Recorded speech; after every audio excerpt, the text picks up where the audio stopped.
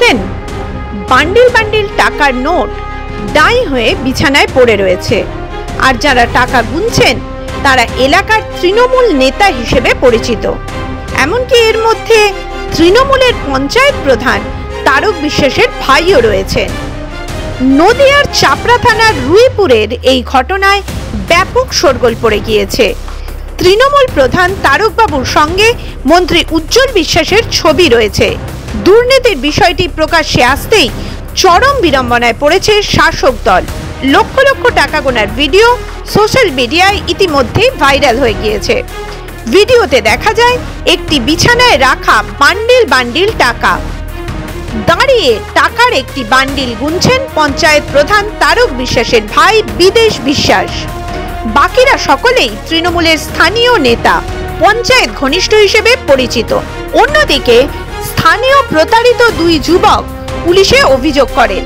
এরপরই পঞ্চায়েত প্রধানের ভাই সহ দুজনকে পুলিশ গ্রেফতার করে।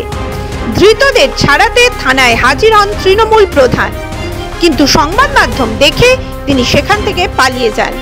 এই ঘটনায় প্রধানের ভূমিকা খতিয়ে দেখছে পুলিশ। বন দপ্তরে চাকরি দেওয়ার নাম করে প্রত্যেকের কাছ থেকে 16 লক্ষ টাকা করে নিয়েছেন তৃণমূল নেতারা। তাদের ইমেলে একটি ভুয়ো নিয়োগপত্র পাঠায় বিদেশ। এরপর ট্রেনিং এর নাম করে গাড়ি করে তাদের নিয়ে রাজ্যের বিভিন্ন প্রান্তে ঘুরে বেড়ায়। একটি বাড়িতে রেখে ট্রেনিং দেওয়ার নাটকও করা হয়। কিভাবে প্রতারণা করেছেন ওই তৃণমূল নেতারা, জানালেন এক প্রতারিত।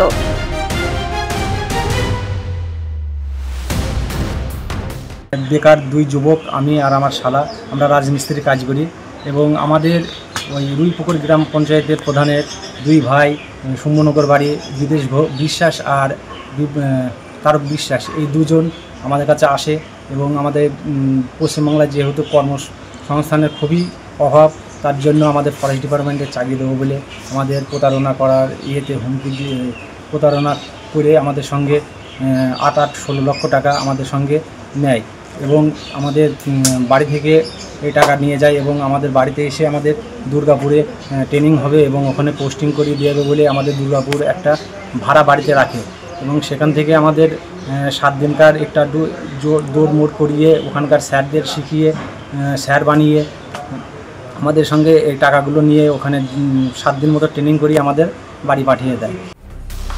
টাকা দেওয়ার পরও চাকরি না হওয়ায় প্রতারিত হওয়ার বিষয়টি বুঝতে পারেন তারা। অনেকের সঙ্গে এই কাজ করা হয়েছে। টাকা ফেরত চাইলে খুনের হুমকি দেওয়া হয়। প্রধানও ওই ঘটনায় জড়িত বলে আশঙ্কা প্রকাশ করেন প্রতারিত হওয়া যুবক।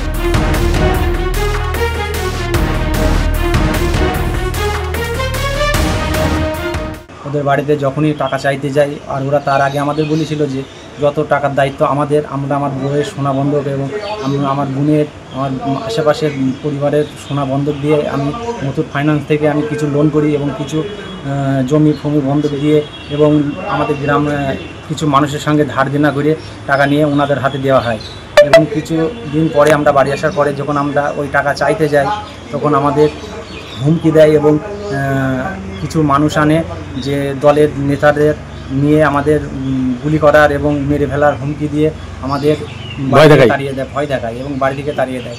এইরকম করার পরে আমাদের যারা এসেছিল তারা কি শাসক দলের নেতা? সকলে অবশ্যই শাসক দলের নেতা, তা না হলে তারা কিভাবে আমাদের দলটাই দুর্নীতিগ্রস্ত। নিয়োগ দুর্নীতির সাক্ষী থেকেছে রাজ্যবাসী। এবার বেকারদের সুযোগ নিয়ে প্রতারণা করা হলো। লক্ষ লক্ষ টাকা কালীঘাট পর্যন্ত ভাগ গিয়েছে, বললেন বিজেপি নেতা সন্দীপ মজুমদার।